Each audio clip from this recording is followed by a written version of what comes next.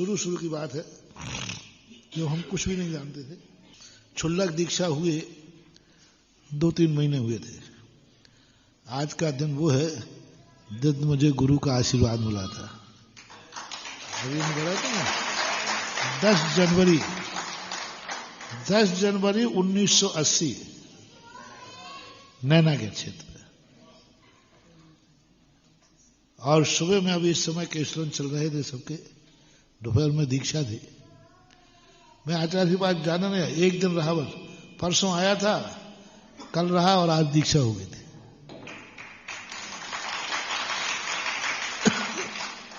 तो दीक्षा जैसे हुई तो उस समय अब कुछ जानते करते कुछ नहीं थे, कुछ भी नहीं जानते थे। आप लोग तो बहुत ज्ञानी हो रहे, हम तो पूरे मूर्खानंद थे। आचार्य जी कहते थे मुनि महाराज छठे 7वें गुण स्थान में झूलते हैं, तो हम लोग चर्चा करते थे। वो प्रश्न में आता है मुनि महाराज छठे, तो हम लोग कहते महाराज जी को तो कभी झूला में बैठे देखे ही नहीं। अब ये चर्चा करें कि महाराज जी बार बार कहते हैं मुनि महाराज छठे 7वें गुण स्थान में झूलते हैं, और हम लोग चर्चा करें झूला में तो कभी बैठे ही नहीं। 24 घंटे देखा मैंने उनको, कभी झूला में बैठे देखे ही नहीं। और झूला झूला झूला झूला करें तो विहार करते करते कई दिन बाद अब बार बार झूला झूला। महाराज जी कहते कि आप झूला में तो बैठते नहीं, रात में बैठते हो, कब बैठते हो बता दो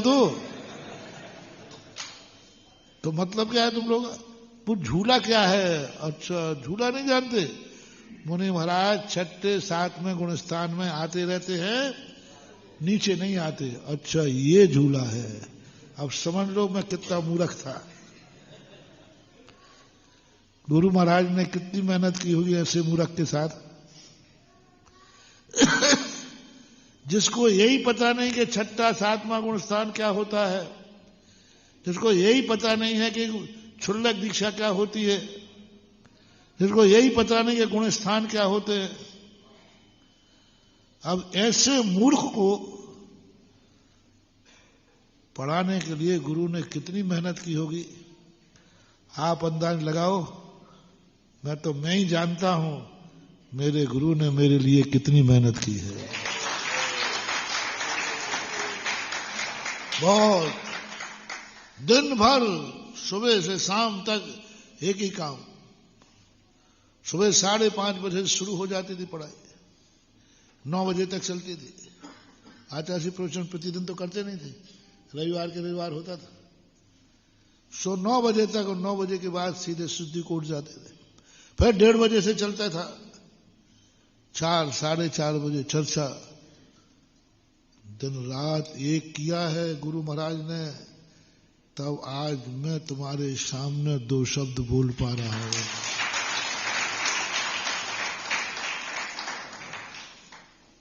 जब तुम लोग मेरी प्रशंसा करते हो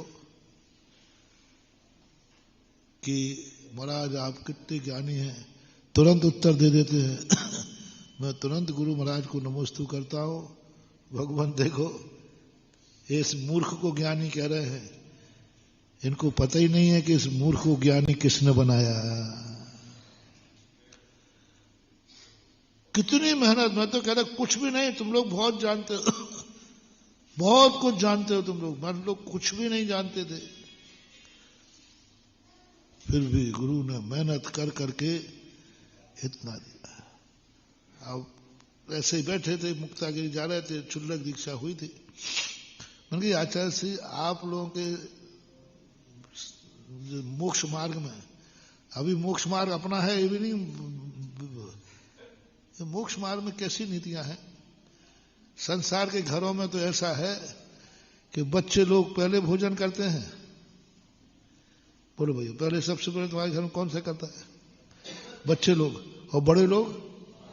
पर यहां तो उल्टा हो रहा है, सबसे बड़ा पहले उठता है,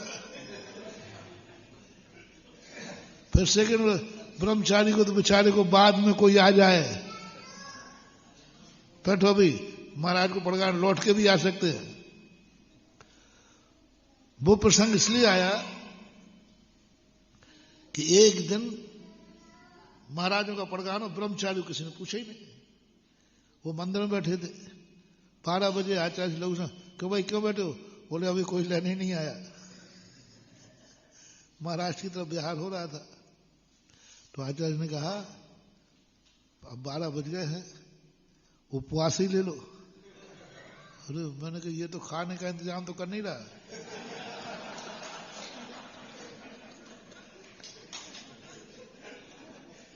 हम और क्षमा जागरी दोनों रह रहे थे। तो हमने कहा ये कैसे गुरु है? अरे बताओ भाई, तुम्हारे बेटे को यदि खाना नहीं मिले तुम क्या करोगे? इंतजाम करोगे?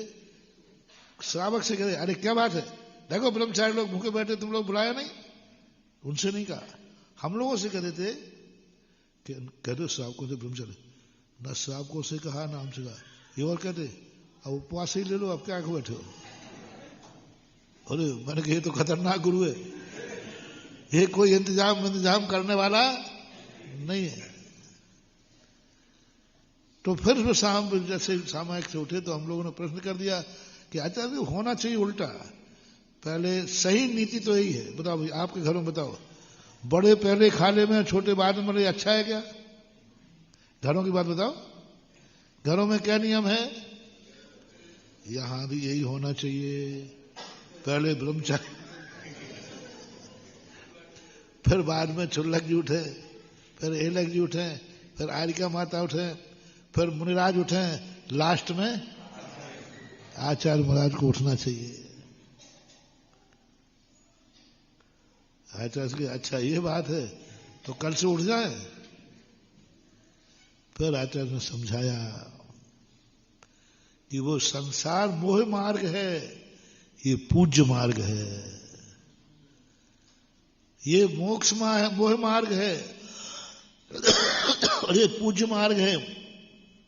पूज्य मार्ग में जो जितना पूज्य होगा वो पहले होगा, तभी जाकर के बच्चे को पुण्यबंध होगा। यहां हमें पुण्यबंध कराना है, भोजन नहीं करना है, इसलिए यहां तो उल्टा होता है। तो ऐसी स्थितियां आप लोगों को क्या करना है? आज आपको अपनी जिंदगी का इस दुनिया में यदि जीना है, इस दुनिया में यदि सही चलना है, तो सबसे पहले अपने देव शास्त्र गुरु को पहचानो। और यदि तुम्हें अपने बच्चों का कल्याण करना है, तुम्हारा का तो हमने बता दिया, अपने बच्चों का कल्याण करना है तो अपने कुल को कलंकित मत होने देना, क्योंकि आने वाला गुरु तुम्हारे बेटे से तुम्हारे बाप की कुंडली पूछेगा।